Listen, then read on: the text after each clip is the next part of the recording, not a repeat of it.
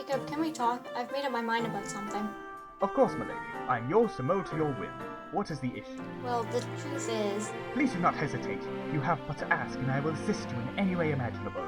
For you, Lady Corrine, I would walk through fire and ice. I would charge into an army of faceless if you ask it of me. I would manually extract the fangs from a dragon's jaw to prevent its biting you. Oh, thanks, Jacob. This isn't anything like that. I remind you, Lady Corrine, that my talents are not limited to the battlefield. I can cook, clean, sew, smith, demolish, or bricklay anything you might require. I know you're extremely capable. Please forgive my immodesty. It is of course thanks to you that I'm so accomplished in the butlery arts. Now I feel there's nothing you could ask of me that I couldn't perform with ease.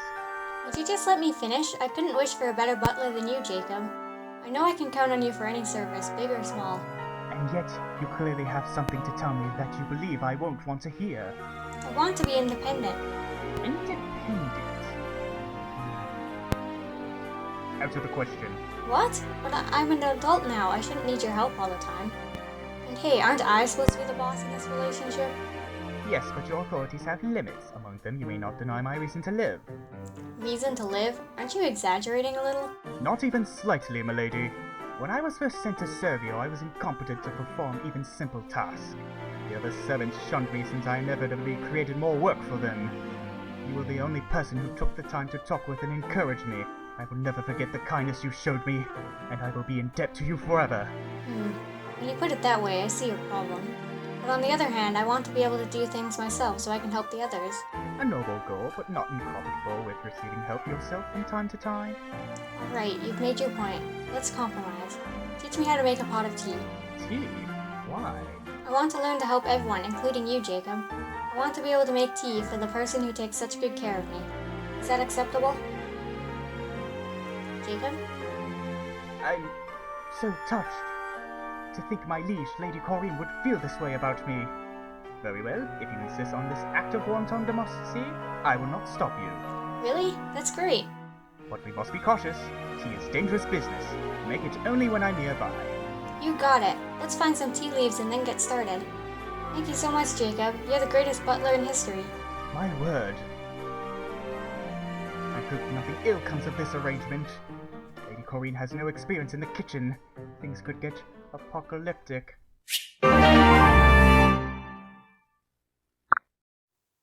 This time I'm going to nail it. I'm going to make a perfect cup of tea for Jacob. So first hot. Are you alright, Lady Corrine? I'm fine, the kettle boiled over is all. Don't look so worried, Jacob. I can make a pot of tea in my sleep. So you have said, but forgive me for observing that you have not once managed it since our lessons began. That'll be enough truth out of you, mister. You have to at least admit I'm getting better at handling the kettle, though. All I need to learn now is how to keep the tea from going bitter. Quite, but I'm afraid we'll run out of tea leaves first, and by we, I mean the nation. Perhaps you should spend more time just watching me make tea. Then after a while you can start practicing on your own again. But I don't want to get in your way while you're working, Jacob. Thank you, but to be honest, worrying about you is the bigger drain on my time. What? How so? Look to your left. When we started talking, I had washed all the dishes, but now there's another mountain of them. God, it's like a sheer cliff face of stemware. I'm sorry, Jacob.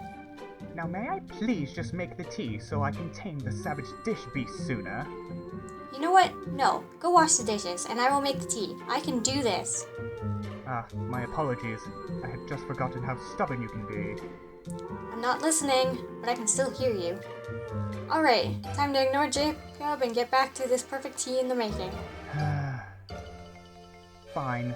May I at least check your tea when it is finished? I suppose this is a bit pointless if I don't make it the way you like. Alright, Jacob, it's finished. I think I got it this time. Probably. I shall be the judge of that. First, to examine the color of the tea, and secretly add some sugar and hot water.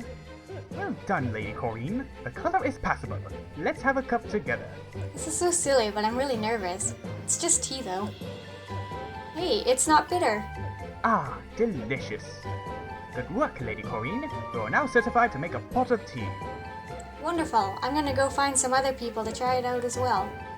You be careful running with that hot kettle. I think I managed to cover up the bitterness. Even if it's a little bitter, everyone would gladly drink a cup of tea that she made. I hope I haven't made a terrible mistake.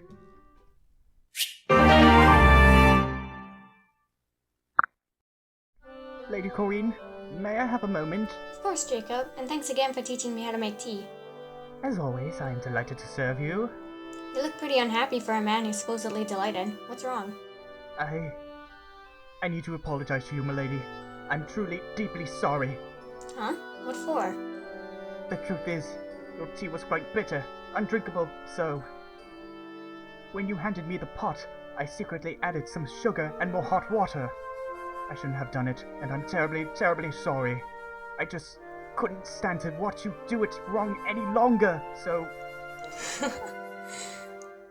Lady Corrine? Sorry, Jacob. I knew you did that. You did?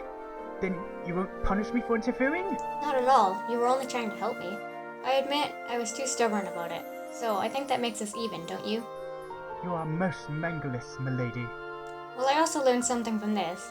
I still need your help to stay on track, Jacob. So, can I count on you to stick with me even when I'm a stubborn mule? Of course I will. I promise to never leave your side. In all honesty, I seem to fall apart when I'm not with you as well. It's funny how alike we are. That you would even compare us that way? I might faint with joy. No fainting, Jacob. Jacob, wake up!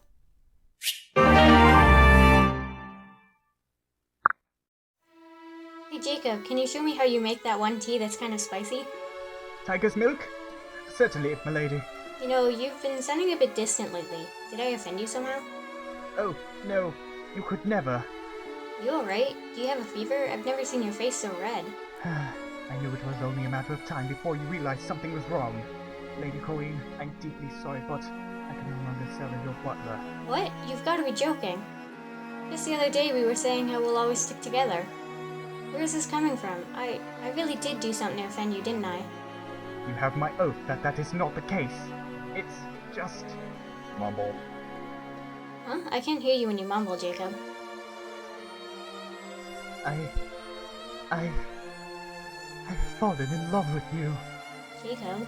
However, it is not proper for a butler to be in love with his mistress. As such, I must ask to be resigned to new duties, far away from you, my lady. No! Out of the question. I can't imagine going through each day without you. I need you, Jacob. My lady. I love you too. What? What do you mean? What do you mean, what do I mean?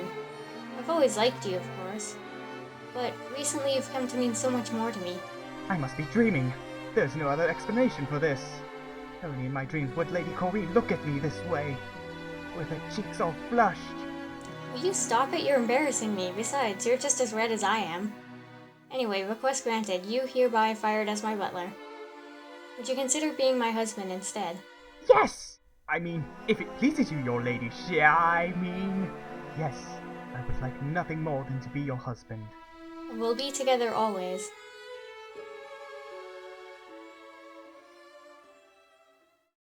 I love you. I was always afraid to say it, but from now on I will tell you every single day. I love you.